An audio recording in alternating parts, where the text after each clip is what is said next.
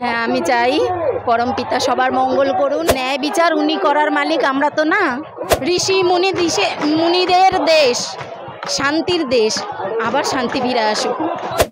নমস্কার, বাংলা হান্টে সকলকে স্বাগত। এই মুহূর্তে আমরা দাঁড়িয়ে রয়েছি একেবারে স্বাস্থ্য ভবন থেকে 100 মিটারের মধ্যে, এবং এখানে ব্যারিকেড দিয়ে যে পথ বন্ধ করে রাখা হয়েছে সেই পথ বন্দি অবস্থায় একেবারে সামনে বসে রয়েছে আরজি করের যে জুনিয়র চিকিৎসক সহ এই রাজ্যের বিভিন্ন প্রান্ত থেকে আসা জুনিয়র চিকিৎসকরা। তারা এখানে রীতিমতো স্লোগান দিচ্ছে। আমি দেখানোর চেষ্টা করব সেই স্বাস্থ্য ভবন থেকে যে পুলিশ আধিকারিকরা বেরিয়ে চলেছে তাদের পথ আটকেই তারা রীতিমতো স্লোগানে সামিল হয়েছেন। এবং এখানে এসে একটা অন্যরকম চিত্র আমরা দেখলাম একজন এই আরজি করে তিলোত্তমার বিচারের জন্য এই মিছিলে সামিল হয়েছেন, কিন্তু সাথে একজন অতিথিকে নিয়ে সামিল হয়েছেন। আপনারা দেখতেই পাচ্ছেন যে গোপুকে নিয়ে সামিল হয়েছেন।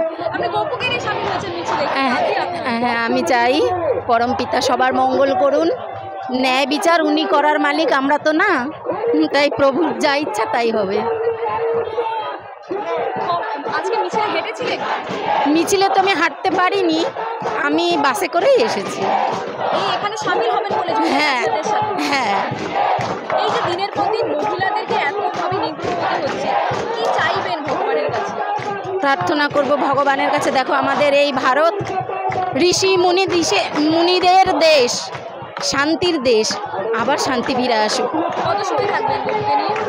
যতটা আমার প্রভু চাইবে ততক্ষণ থাকবো। বাংলা হান্টের আরও খবর দেখতে নজর রাখুন।